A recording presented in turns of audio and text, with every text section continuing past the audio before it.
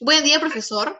Mi grupo y yo, conformado por Kiara León, Fabricio Limas, Roberto Pinzas y Romino Norio, vamos a hablar sobre la batalla de Waterloo y Napoleón. A continuación, comenzará hablando mi compañera Kiara León.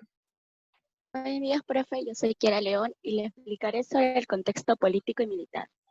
Entre 1813 y 1815, Europa se rebeló contra Napoleón. Tras la batalla de Ley, se vino abajo del sistema militar creado por el emperador francés, devolviéndose la conferencia de Río. Luego fue convocado en el Congreso de Viena el 1 de octubre de 1814, pero la debilidad política del gobierno de Luis XVI y los errores de los realistas provocaron el descontento del pueblo francés, que ya se aspiraba por su emperador, que era Ángel Lario, mientras se celebraba el Congreso de Viena. Napoleón pudo escapar a la isla de Elba, donde reunió a todos sus partidarios y desembarcó en Cannes, logrando así restablecer el imperio. Fue una conmoción para los gobiernos europeos y esto ocurrió el 25 de febrero de 1815. Napoleón avanzó desde Niza, uniéndose cada vez más tropas. Finalmente entró triunfante en París, aclamado por el pueblo, y ahí se coronó por segunda vez emperador, inaugurando inaugurando el dominado imperio de los 100 días y preparado de nuevo sus tropas para la ofensiva hacia los Países Bajos, que eran Alemania e Italia. El 25 de marzo, las potencias europeas, enemigas de Napoleón, decidieron acabar con él, creando 5 ejércitos y que englobaban unos 800.000 soldados. Napoleón, por su parte, consiguió movilizar a unos 280.000 hombres, entre los que se encontraban su invisible Guardia Imperial. Gracias. Bueno, yo les voy a mencionar algunos eventos que ocurrieron antes de la batalla de Waterloo. Y el 15 de junio de 1815, el conde de Wellington eh, tuvo la noticia de que Napoleón Bonaparte había ingresado a los Países Bajos por la frontera sur. Y el principal objetivo de Napoleón Bonaparte era acabar con la alianza de sus enemigos, el cual era el ejército inglés y el ejército prusiano. El ejército inglés estaba liderado por el conde de Wellington y el ejército prusiano liderado por el comandante Blucher. Bueno, se llevaron a cabo dos batallas 2 días antes de la batalla de Waterloo. La primera batalla fue el Quatre Bras, que se llevó a cabo el 16 de junio de 1815, y la otra, la batalla de Ligny, que también se llevó a cabo el 16 de junio de 1815. En ambas batallas tuvo victoria Napoleón Bonaparte, y en la batalla de Quatre Bras, donde se enfrentó contra el conde de Wellington, él decidió retroceder y se fue a un municipio de Waterloo que fue escogido estratégicamente para defenderse del ejército francés. Y en la batalla de Ligny, el comandante Blucher decidió huir y el ejército francés lo fue persiguiendo.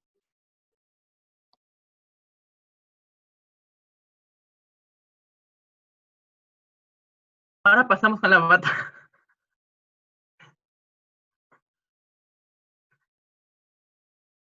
Ahora pasamos con la batalla de Waterloo. El 18 de junio de 1815, el ejército aliado y el ejército francés se enfrentaron.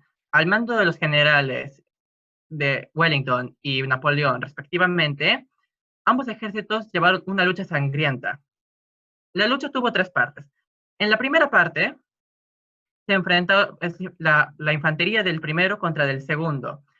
Del ejército napoleónico estaba el cuerpo de infantería de Erlon, el cual llevó un ataque mortífero contra las fuerzas principales de los aliados. Lograron derribar la primera línea de defensa, pero cuando estuvieron cerca, Wellington ordenó que dispararan. Sus disparos con fusiles y cañones fueron mucho más efectivos y lograron acabar con todos. A pesar de que perdieron la primera línea de defensa, la segunda brigada británica, a cargo del comandante Lord Urbridge, logró resistir el ataque perfectamente, solo con bajas menores en comparación al ejército francés. La segunda parte de la batalla de Waterloo se llevó en la granja La Sainte-Allier, donde el ataque fue entre el ejército alemán, también al mando del comandante Wellington, contra el ejército francés. El ejército alemán, debido a las órdenes que recibieron, tuvo que resistir el ataque con barricadas humanas. Esta estrategia resultó funesta, pues casi todo el ejército fue aniquilado. Solamente 46 miembros lograron sobrevivir. Napoleón pensaba en este momento que ya estaba ganando la batalla, pero él no sabía lo que se esperaba en la tercera parte de la guerra, que fue ya alrededor de las 7 de la noche. En la meseta Saint-Jean, la caballería de Napoleón se dirigió rápidamente contra la infantería de Napoleón, que estaba en posición de cuadrilátero erizado. A medida que llegaban los jinetes, fueron cayendo uno a uno. Todo el campo se empezó a llenar de sangre y cuerpos de caballos y soldados. Una masacre completa. Este contraataque logró llevar el intento de caballería de Napoleón a un fracaso completo. Más tarde, ya alrededor de la noche, vino la última parte de la batalla, donde tan solo 16.000 hombres franceses tuvieron que luchar contra casi 50.000 del ejército aliado. Esto ocurrió en la aldea de Placenoy, el nuevo campo de batalla. En el momento cumbre de esta batalla, la Guardia Británica, que eran los mejores hombres que poseía Wellington, abrieron fuego. Esto hizo que en este momento Napoleón se dio cuenta que había perdido completamente. Decidió huir escoltado por lo poco que quedaba de su guardia imperial, que había decidido retirarse, un hecho que muchos consideraban como impensable. Después de su huida, Napoleón llegó a París, donde decidió abdicar por segunda vez como emperador.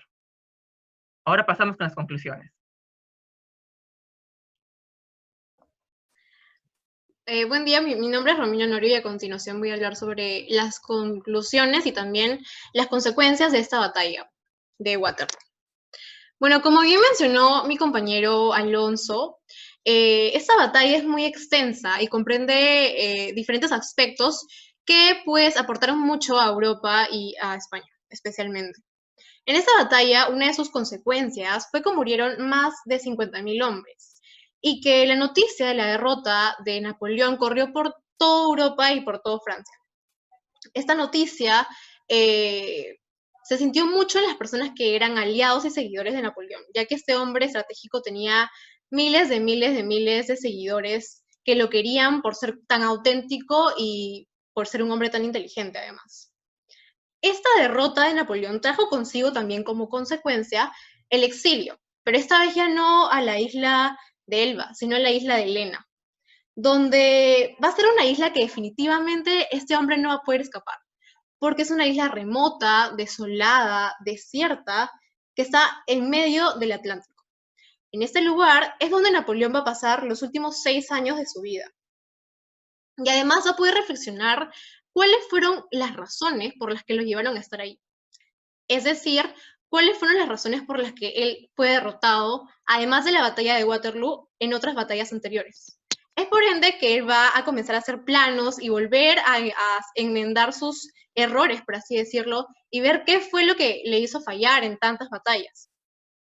Además, va a ser en esta isla donde él va a morir, ya que se sabe que Napoleón ya estaba muy enfermo antes de llegar a esta isla.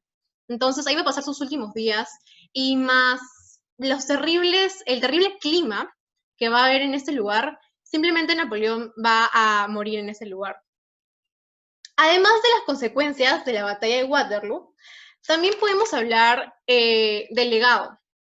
El legado más importante, se podría decir, de Napoleón fue la promulgación de leyes. de leyes civiles. Esas leyes van a ser utilizadas desde 1804 hasta el día de hoy en Francia, ya que van a hablar del antiguo van a dejar el antiguo régimen absolutista y van a abolir el feudalismo. Sin duda, un avance muy, muy grande para la revolución de ese entonces y para Francia en general. Por último, puedo hablar de un legado también muy importante, que también es uno de los más importantes que Napoleón deja, que es precisamente embriones de revolución. Porque Napoleón, con todas sus ideologías, va a llegar que llegue el nacionalismo y va a dejar por fin el absolutismo en Europa y en las potencias más grandes. Y es así que años después de esta batalla, muchos países de Europa van a lograr independizarse. Entonces, podemos ver así como una conclusión que, si bien es cierto, Napoleón dejó su sueño más deseado de que Europa se unificara en Francia, pero sí logró otros legados más importantes, como son las leyes que hasta hoy en día se utilizan y como es la independencia de muchos países. Muchas gracias.